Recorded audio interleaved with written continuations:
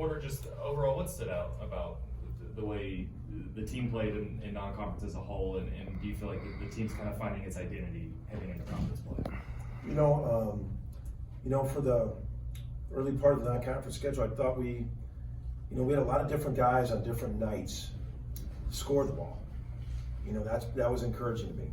You look at, we went with the smaller guard lineup a couple games in, and each one of those guys had games over 25 points.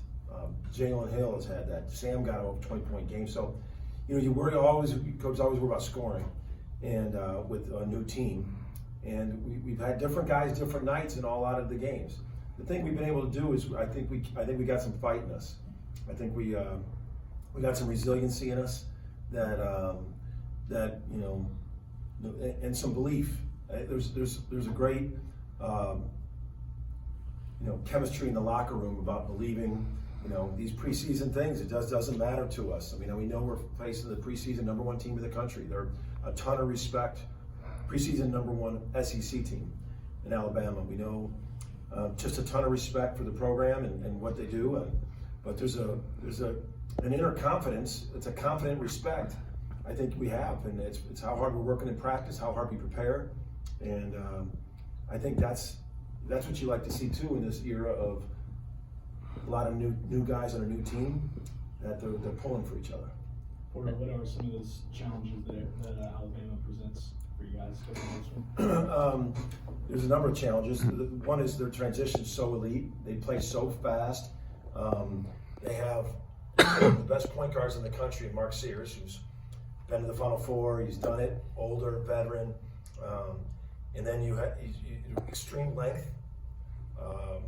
I think the first thing you talk about is like, man, when they shoot 55 threes, you got to take away the three. But the silent killer is their offensive rebounding.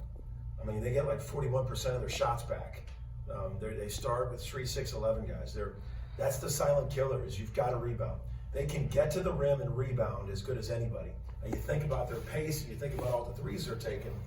But the two killers are them getting to the rim and getting fouled, and the rebounding. They're elite at those things. And we got to be ready to get on the glass and get in their legs and block out. Has this team come together the way that you thought, or have there been some surprises along the way, even for you and the staff? Well, you're always optimistic, thinking like, I mean, this is our vision. We're putting the team together. We want everyone to pull for each other. So that's what you're always thinking and hoping as you put this thing together. But like we've talked about many times, the NIL is what it was, and we really went analytically with some efficient guys. And I think Kobe and Duke are efficient guys with their numbers.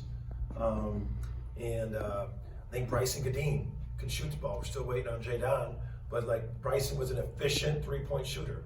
And then along came the opportunity to get Fears, and he just has made a huge impact on us on a lot of reasons.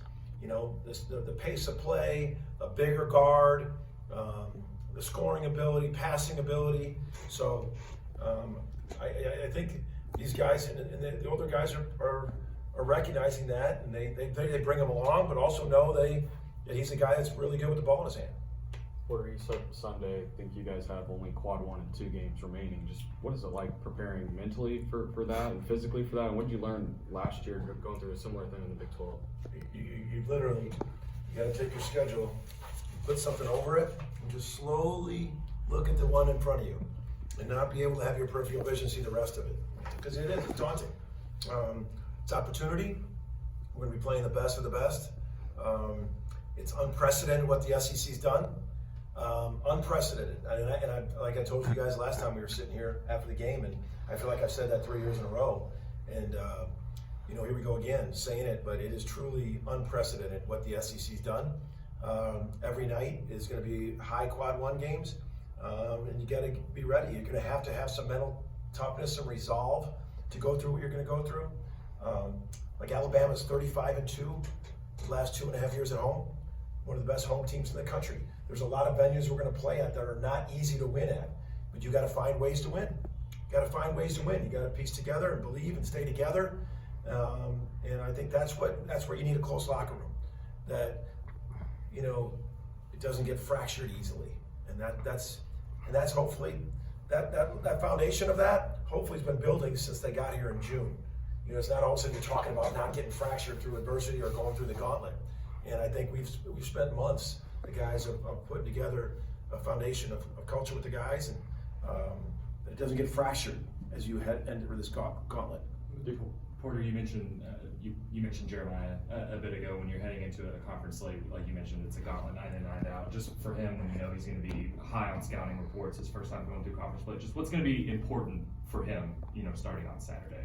To just keep focusing on what his job, what he's doing, you know, and you know, the lack of focus, not by him, but by sometimes guys that they're thinking about other things. You know, when he's locked in and he stays locked in and he watches extra tape, he's in there shooting extra shots. He's physically a physical offensive guard. Those are things that can get you out of rhythm if you're not a physical guard. He's a physical offensive guard. But understanding that, you know, that he is one of our best assist guys, that to set up other guys as well. But I'm not going to overthink it with him. He does a lot of really good things. We're going to keep coaching the heck out of him, keep pushing him, keep holding him accountable. And to his credit, he's so good with all that. He wants to be great. You know, he wants to be better. And I think he's excited to play the teams we're going to play. I think he's excited about that. Coach, you talked a little bit about those home court advantages in the SEC. What do you expect from Sooner fans? What do you hope to see from Sooner fans as you guys kind of enter the gauntlet? Well, you're just hoping that this LNC becomes one of those venues that they say is really hard to play against. And I've seen it, and it can get loud, and you know, we got, but it's going to be that hard to hear and do that on the road. And we got to make LNC the same thing, the same way. And but as a player, whether you're home or away, you play the game the same way. I've always said this. You guys heard me say this about Coach Majerus. He really didn't make a big deal about home or away. You play the game the same way. You play it the right way. You got to defend. You got to rebound. You got to take care of the ball. You got to share it. And we can't be thinking, oh, if we're on the road, we're at home. We got to be playing the right way and focusing on us. But secondarily, you know, you hope that we have that kind of atmosphere. How close, Jalon, Jeff, any closer to really getting back on the court? Yeah, I'd say they're closer. They're doing some live actions now. It's just, you know, it's the live action stuff is the daily grind of it, to where you don't really worry about injury because their legs aren't strong enough to handle the live stuff, but they're definitely closer. They're in live play now. Porter, with portal, NIL, changing rosters, every team's new year to year. So you guys, they don't know what the Big 12 even was. So they don't have an adjustment. Do you have an adjustment in a new league? Because you at least knew the coaches after 3 years. You knew the coaches. Yeah. Is there any adjustment for your staff and the program in general? No, I think the thing that I'm finding, you know, we had played almost 8 to 10 SEC games in the first 3 years, is everyone just talked about how incredibly physical and old the Big 12 had been. I think they've always, you know, you look at the numbers of players drafted. The last 5 years, SEC almost doubles the next highest. And we got all the stats that showed you. Players drafted in the last 5 years, SEC blows away everybody. They've had some of the best young freshman talent in the country every year. The Big 12's, their philosophy kind of seemed like the portal to stay old. I mean, they was older, and all of a sudden you're facing, you know, teams that were like average age was 23. And so that was kind of a perception, saying that the Big 12 is the most physical league by far. And it probably was. So there's really not going to be adjustment, because my take on this is I've watched the SEC get old. SEC is combined with some of the best freshmen in the country, with some of the best older guards in the country. Just think some of the older guards, you know that you're looking at that are in the league. Some guys that have been around 3-4 years that are elite and unbelievable physical teams. You watch Auburn, you watch Tennessee, you watch Texas A&M, you watch these teams. How in Mississippi State, everyone, Mississippi, I go to line, Florida, I saw them firsthand. Just incredible physicalness. So that's the thing that we've been around. You're right. Only Sam and Jalon and Luke got minutes in the Big 12 with us. So you really can't reference it because it is a new team. You know, all we can talk about is, man, Alabama, transition D, you got to get back. You got to block off. You got to be ready for how physical they are. You can't be soft going in that lane. They got rim protectors. you can just talk about the now, the present of that team, and I think that's what you have to do. I guess for both of you guys, Sam, to start, just what did you guys learn about this team through the first 13 games of a non-conference schedule going into conference play? I mean, we're pretty resilient. We played some games, taking some punches, and we always bounce back. So that's one thing that it's a trait of our winning characteristics. Something we take pride in. Just never give up. Like the Michigan game, we're down like 11 points. You're never out of it. Just keep fighting. So that's a good trait I've realized that we have. And Jalon, what stands out to you, compared to hitting conference play this year compared to where the team was at last year going into conference play? What are the differences and what stands out? Just piggybacking off Sam, we're able to take punches, and like you said, that resiliency is really a character trait of this team, and was really important going forward as we go into conference play, because some games we might start off slow and be able to take those punches and come back and make a run and win the game. That's important. Jalon, how tough has it been, or has it been tough for you at all, to show that type of patience, to let the game come to you? Like, if you don't have 15 points in the first 10 minutes, you're not hitting the panic button. I think my mindset with that is just, I'm all about winning, and I kind of don't look at it if I start slow or start fast. I just want to do whatever it is to get the team going, because we have many guys on this team who can go out, like I said, and score 20 each night. Sam included with our guards also, man. So that's just the beauty of this team. So even if I start slow, I know it's someone that's probably has that hot hand. So it's not been tough at all. But I'm just focused on winning. Sam, you look at that Oklahoma State game, you were the hot hand that night. Michigan, a couple of days later, you weren't as much, but other players did the same thing. What does that say about this team, that so many different guys can be that hot hand on a given night? I mean, it's a great thing to have. We have 8 guys that can score double digits any given game. So, I feel like it's harder to scout because you never know who's going to go off. Obviously, we have the consistent, Jalon's pretty consistent double figures, Jeremiah, and then we have 5 or 6 guys around him that can do just as well. So, I feel like it's a good build-up of a team.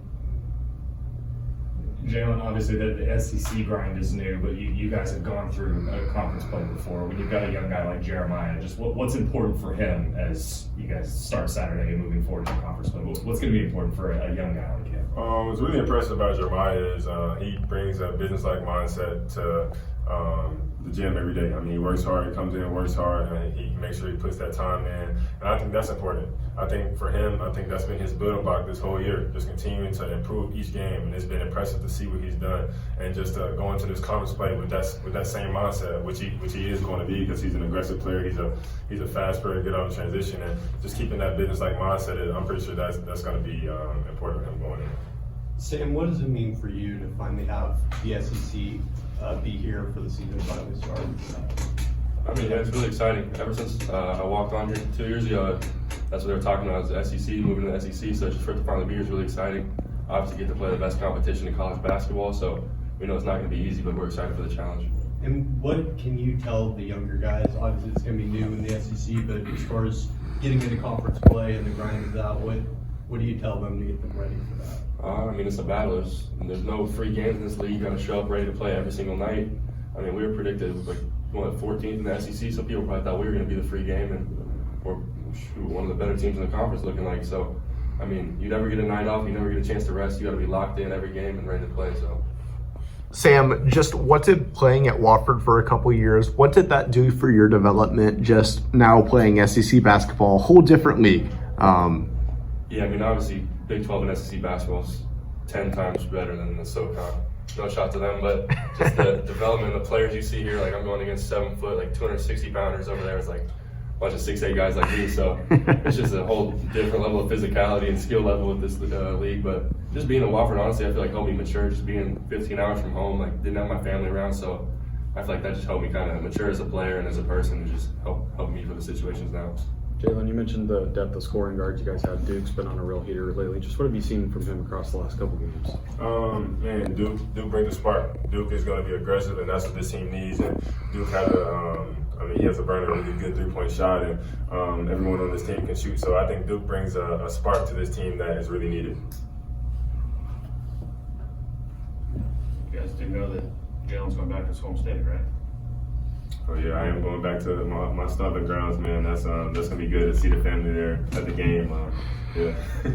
Did you grow up a Tide fan? Yes, for sure. But I was more football side with my granddad. I never went to a basketball game, but I was definitely at the football game for sure. Okay, nice. Duke in the same position? Oh, yeah, for sure. Pretty pumped up about it? Yeah, for sure. Going back home, man, it's gonna be amazing playing in front of our families, man. A bunch of people who can't come out here to see us play in Oklahoma. They can just drive up the road and see us. So, I mean, that's gonna be special for us, a special moment for us. You had one, not the same type of moment, but with Georgia Tech playing against your former team. Was it tough to balance the emotions, or what? Did you learn anything from that moment that you can take to Saturday? It wasn't tough at all to balance the emotion because, I mean, I come in with one mindset, that's to win the game. And everything else, it doesn't matter as long as we get that win, and I'm going to leave with a smile on my face. Jalen, how many people are going to come out for you? Family members, friends, stuff like that? Man, it's going to be a lot. I know I'm going to have a whole fan section there, so man, it's gonna be a lot, and that's going to be special, man, just seeing all the family, man. All right, thank you guys. Thank you, guys.